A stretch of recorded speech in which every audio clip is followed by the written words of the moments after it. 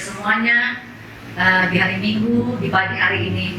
Sebelum kita masuk dalam pembacaan firman Tuhan, kita akan berdoa dalam pembacaan Alkitab. Mari kita berdoa. Bapa yang Maha Kudus, Allah yang Maha Mulia, kami mengucap syukur terima kasih kepadamu atas hari Minggu ini.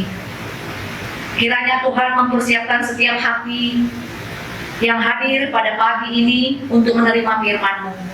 Biarlah untuk seketika lamanya Tuhan menghilangkan segala pikiran-pikiran dan persoalan dan urusan rumah tangga kami, agar dengan sebulat hati kami dapat menyambut firman-Mu. Berkati kiranya hamba-Mu yang akan memberitakan kebenaran firman-Mu, sehingga kami dapat mengerti dan kehendak Tuhan dalam firman yang kami akan baca dan dengar bersama. Terima kasih ya Tuhan, dalam nama Tuhan Yesus kami sudah berdoa dan mengucap syukur. Amin.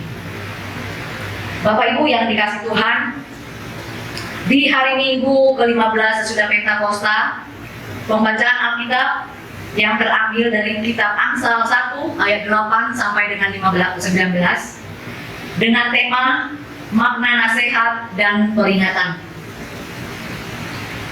Kitab Amsal adalah sebuah kumpulan dari pengajaran tentang moral dan agama dalam bentuk perkataan hikmat yang harus dilakukan di dalam perbuatan dan tindakan tentang perilaku manusia dari sudut pandangan Allah.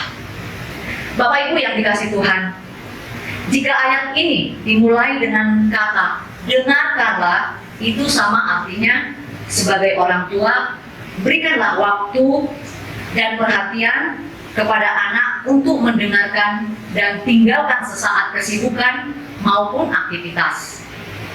Karena hanya dengan mendengarkanlah kita dapat mengerti tentang nasihat dan didikan apa yang disampaikan kepada kita.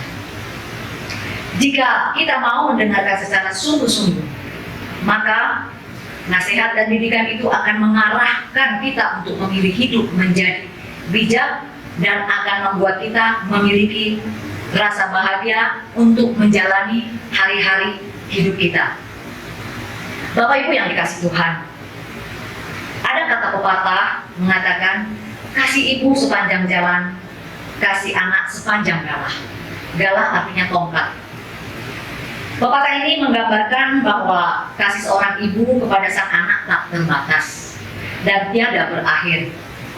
Laksana jalan yang tiada berujung, sementara kasih anak kepada sang ibu sangat terbatas.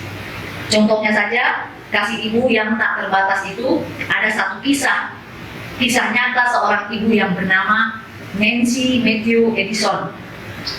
Mungkin Bapak Ibu sudah mengetahui cerita tentang Thomas Alva Edison.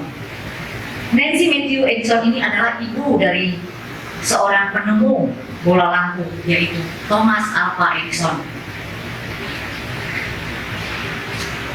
Thomas Alva Edison adalah anak yang memiliki gangguan pendengaran dan lambat dalam berpikir dan tidak punya bakat, sehingga ia terpaksa dikeluarkan oleh pihak sekolah, dan Thomas hanya mengenyam pendidikan formal di sekolah selama 3 bulan.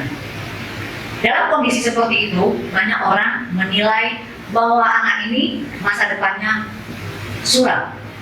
Tapi berkat kesabaran dan kasih yang tulus dari ibunya, perlahan tapi pasti Thomas kecil pun mulai meretas.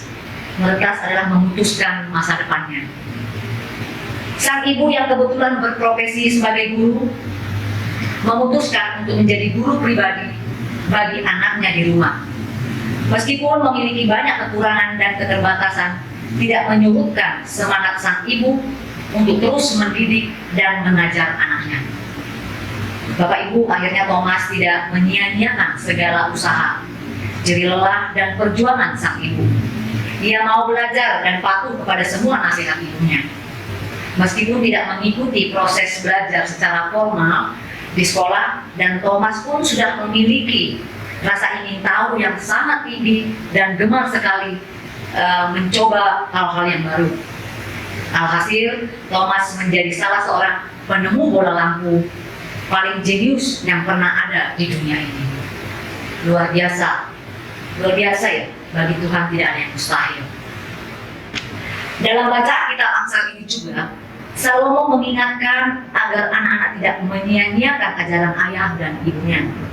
Selain itu juga, Salomo memberikan peringatan kepada orang muda mengenai lingkungan yang bisa membawa pengaruh buruk bagi mereka dan sangat rentan terhadap godaan dalam lingkungan pergaulan. Dan juga ditegaskan untuk anak muda, bijaksanalah dalam bersikap dan berani menolak dengan tegas segala perbuatan buruk yang merusak dirinya dan orang lain.